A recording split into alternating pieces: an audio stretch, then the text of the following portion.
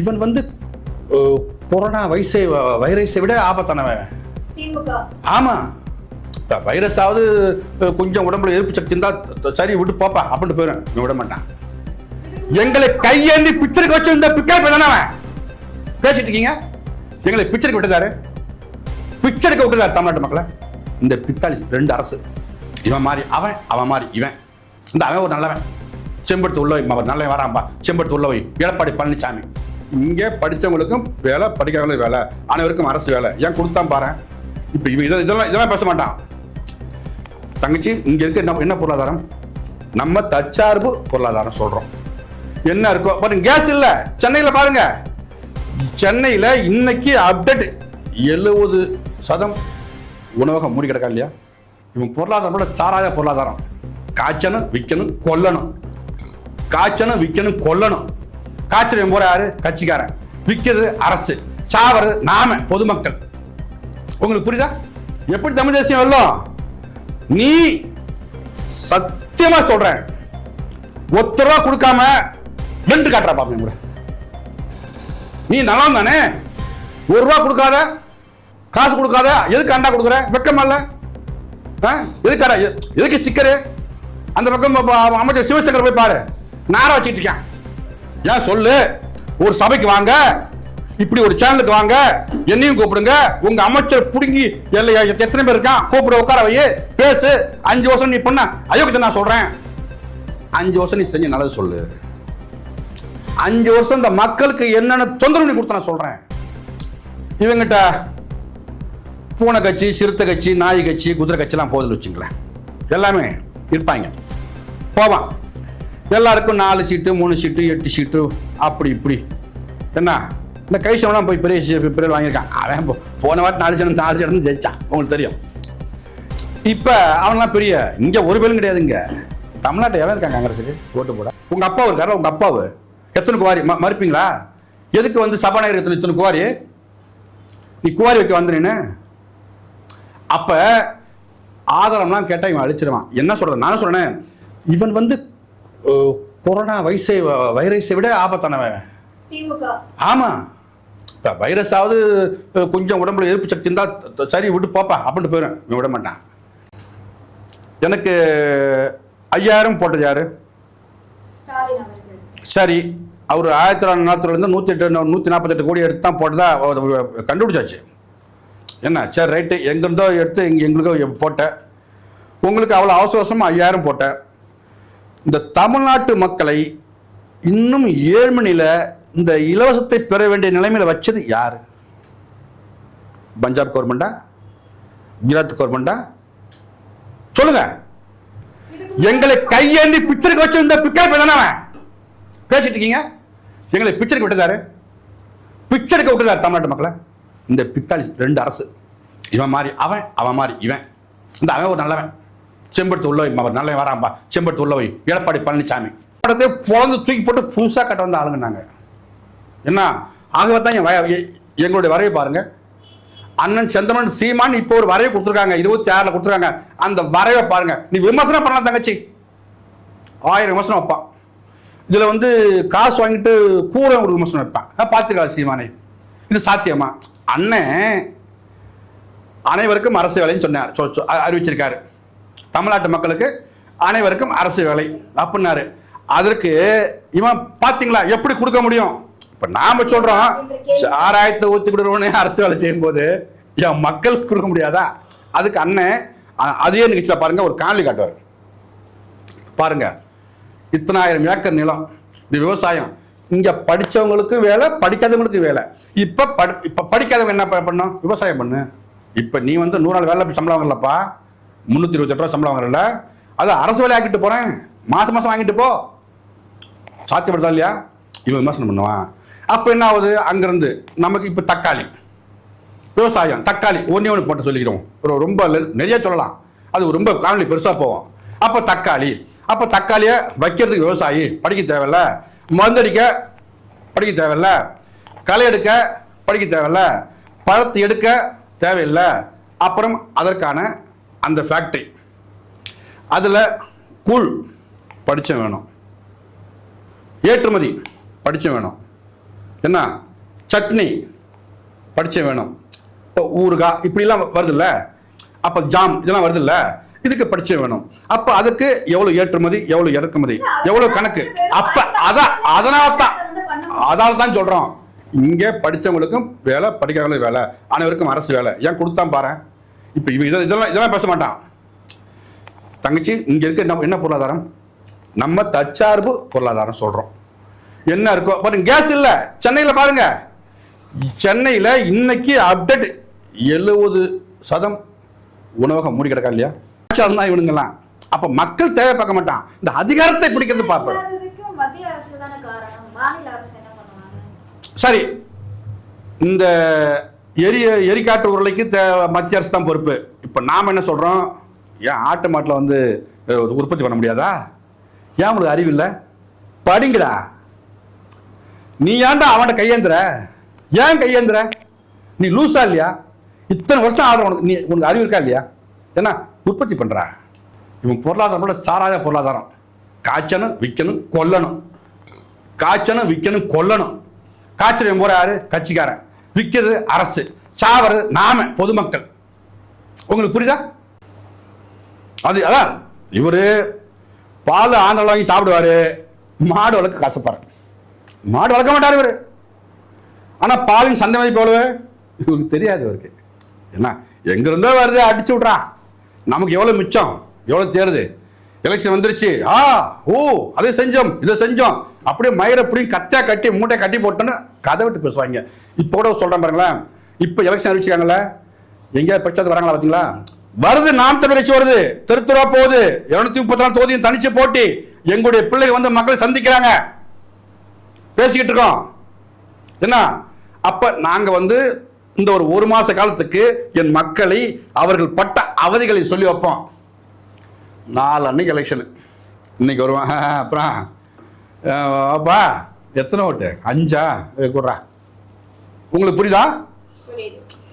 நாங்கள் 5 ஆண்டு 16 வருஷமா சராசரியா இந்த மக்களோட பிரச்சனை நின்றுட்டு, இந்த 5 ஆண்டு காலம் அவஸ்தைப்பட்டுட்டு, இப்ப தொடர்ச்சியா 6 மாச காலமா எங்களுக்கான தேர்வுகளை செஞ்சு மக்கள் பிரச்சனை கேட்டு மக்களோட போயிட்டு மக்கள்கிட்ட வாக்கு கேட்டு நமக்கான பிரச்சனையை சரி செய்ய ஒரு தீர்வு நாங்க தான் சொல்லும் போது இவன் வருவான். சொல்லுங்க, 5 பேரா கொடுப்பா, 10 ரூபா 50,000 கொடுப்பா. அப்ப நாங்க எங்க வெல்றது? எங்க வெல்வது? எப்படி தமிழ் தேசியம் வெல்லும்? நீ சத்தியமா சொல்றேன், 1 ரூபா கொடுக்காம வென்று காட்டுறா பாப்பேன் கூட. நீ நல்லா தானே? 1 ரூபா கொடுக்காத, காசு கொடுக்காத, எதுக்கு அண்டா கொடுக்குற? வெக்கமா இல்ல? எதுக்கு ஸ்டிக்கரு? அந்த பக்கம் அமைச்சர் சிவசங்கர் போய் பாரு, நார வச்சுட்டு இருக்கான். ஓகேவா? நல்லவ தானே? உனக்கு என்ன மயத்துக்கு 26 கூட்டணியும் கேட்கறேன் கேள்வி. நீ நல்லவன் தானே? வா, தனிச்சு போட்டி போடு, நில்லு. முடியாது. உனக்கு ஒண்ணு இல்லைங்க, உனக்கு 2 விஷயம் தான் இருக்குது. 2 சீட்டு 3 சீட்டு அடிமைகள் கூட இருக்கான், கொள்ளையடிச்ச பணம் இருக்கு. இந்த தெம்புல திராவிட கட்சி ஆட்டம் போட்டு இருக்கு.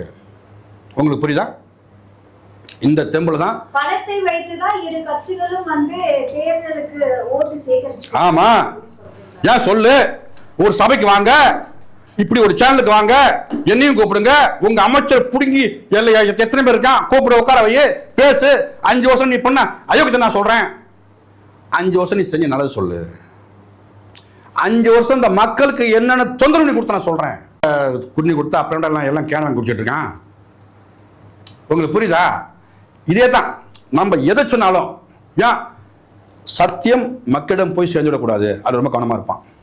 ஏன்னா சீமான் சத்தியத்தின் மகன், மக்களோட போய் சேர்ந்துடக்கூடாது. அப்ப சீமான் வந்தா என்ன பண்ணுவாரு? அடிச்சு ஓட விடுவாரு. உங்களை மாதிரிலாம் இல்லை.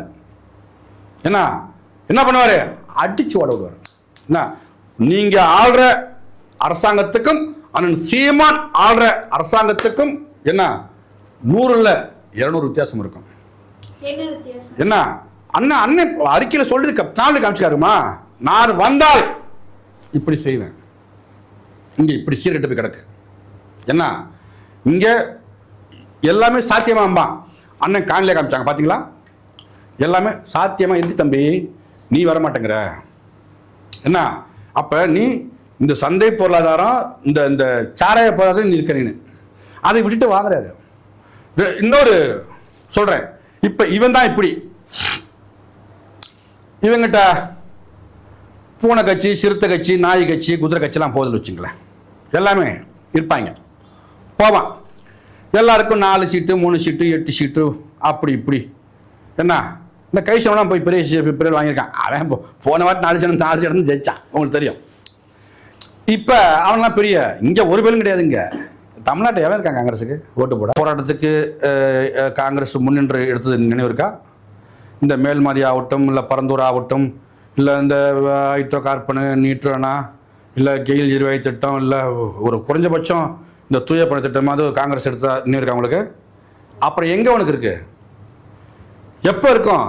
எப்போ நீ மக்கள் பிரச்சனை கேட்டு மக்களும் நிற்கிற அப்போ உனக்கு வாக்கு இருக்கும். நீ வந்திருக்கியா? நீ வரமாட்ட, சீட்டுக்கு வருவ. ஏன்னா 5 வருஷம் படுத்திருப்ப, நல்லா அனுபவிப்ப, அப்புறம் சீட்டுக்கு வருவேன், அப்புறம் ஜெயிச்சுக்கிடுவேன். இது என்ன இது? உனக்கு இங்கே ஓட்டு இல்லை, சரி இருக்கு, சனியே இல்லை, அது நமக்கு சொல்ல நமக்கு வேலை இல்லை. அவன் எப்படியே போகிறான். அப்படிப்பட்ட 26 கட்சி திமுகவுடைய இன்று கூட்டணி வைத்திருக்கிறது.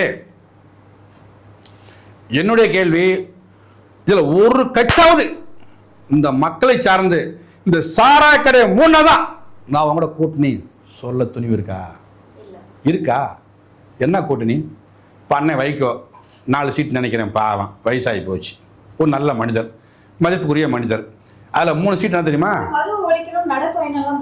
ஆமாம், அது உடம்பு ஆரோக்கியத்துக்காக, வயசாச்சுல்ல கொஞ்சம் வாக்கிங் போவார், அவ்வளோதான். நடைப்பயணம் என்பது மக்கள் எதிர்பார்க்கணும். ஏன் மக்கள் சந்திக்கணும்?